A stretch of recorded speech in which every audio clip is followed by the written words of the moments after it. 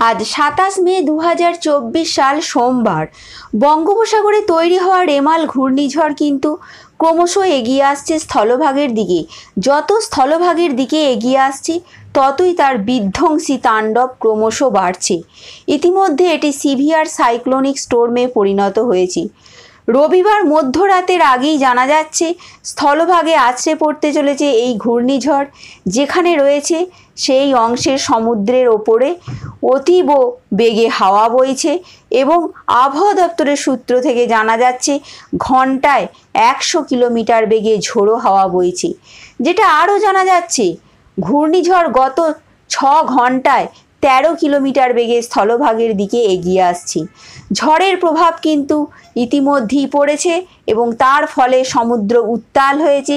দীঘার সমুদ্রে মাইকিং করে প্রচার করা হচ্ছে জনসাধারণের জন্য, পর্যটকদের জন্য। এছাড়াও বিভিন্ন সমুদ্র উপকূলে যথেষ্ট সতর্কতামূলক ব্যবস্থা নেওয়া হয়েছে।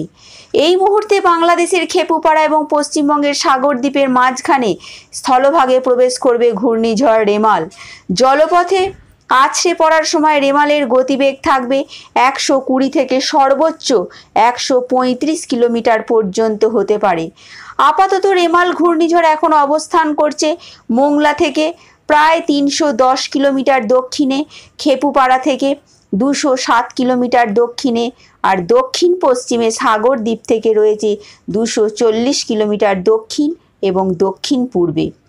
শুধু সুন্দরবন অঞ্চল নয়, ঘূর্ণিঝড়ের কবলে পড়বে কলকাতা, উত্তর এবং দক্ষিণ 24 পরগনা, পূর্ব মেদিনীপুর, এছাড়াও হাওড়া, হুগলি সমস্ত অঞ্চলে লাল সতর্কতা জারি হয়েছে। এই জেলাগুলিতে শুধু রবিবার নয়, সোমবার অর্থাৎ আজও অতি ভারী বৃষ্টির সম্ভাবনা রয়েছে। সোমবার প্রবল ভারী বৃষ্টি হতে পারে নদিয়া, মুর্শিদাবাদেও। ঘূর্ণিঝড়ের প্রকোপ যেই ভারী এবং অতি ভারী বৃষ্টি, তা সত্যি কলকাতাবাসীর জন্য বেশ বিপজ্জনক, যেখানে সামান্য একটু বৃষ্টি হলেই রীতিমতো জল জমে যায়। উত্তর 24 পরগনা, দক্ষিণ 24 পরগনায় ঘূর্ণিঝড়ের কারণে বৃষ্টি হবে এবং ঘন্টায় 100 থেকে 120 কিলোমিটার বেগে বলতে পারা যায় ঝোড়ো হাওয়া বইবে। এছাড়াও সুন্দরবন এলাকায় সেখানে বাঁধ মেরামতির জন্য লোক লাগানো হয়েছে। হিঙ্গলগঞ্জে বাঁধ ভেঙে গেছে এবং সতর্কতামূলক ব্যবস্থা নেওয়া হয়েছে। বাংলাদেশেও প্রবল বৃষ্টির সম্ভাবনা রয়েছে বরিশাল, চট্টগ্রাম, এছাড়াও দেখা যাচ্ছে খেপুপাড়া এবং মোংলায় প্রচণ্ড পরিমাণে বৃষ্টির পূর্বাভাস রয়েছে। রাজশাহী, রংপুর, চট্টগ্রাম এখানেও বৃষ্টির সম্ভাবনা রয়েছে। সেখানে 9 নম্বর এবং 10 নম্বর সতর্কতামূলক ব্যবস্থা নেওয়া হয়েছে।